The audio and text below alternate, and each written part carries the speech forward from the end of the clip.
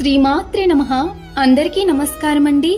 లలితా సహస్రనామంలో 47వ శ్లోకం. నిశ్చింత నిరహంకార నిర్మోహ మోహనాశిని నిర్మమ మమతాహంత్రి నిష్పాప పాపనాశిని. భావం: ఏ చింతలు లేనిది, ఏ విధమైన అహంకారము లేనిది, అవగాహనలో పొరపాటు లేనిది, మోహమును పోగొట్టునది, మమకారము లేనిది, మమకారమును పోగొట్టునది, పాపము లేనిది, పాపములను పోగొట్టునది. ఒక్క నిమిషం కళ్ళు మూసుకోండి. మీలో ఉన్న చింతలను వదిలేయండి.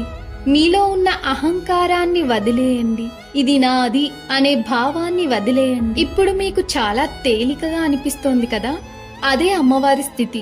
ఎలాంటి బంధాలు లేని ఒక స్వచ్ఛమైన శాంతి. వదిలేయగలిగినప్పుడు మనం నిజంగా స్వేచ్ఛగా ఉంటాం. మనం ప్రతి విషయాన్ని పట్టుకుని ఉండకపోతే మన జీవితం తేలికగా మారుతుంది. ఈ రోజు మనం మనలో ఉన్న ఒక అవసరం లేని ఆలోచనని వదిలేద్దాం. లలిత అమ్మవారి కృప మన అందరిపై ఉండాలని, ఆమె మనలో ఉన్న భారాన్ని తొలగించాలని ప్రార్థిస్తున్నాను.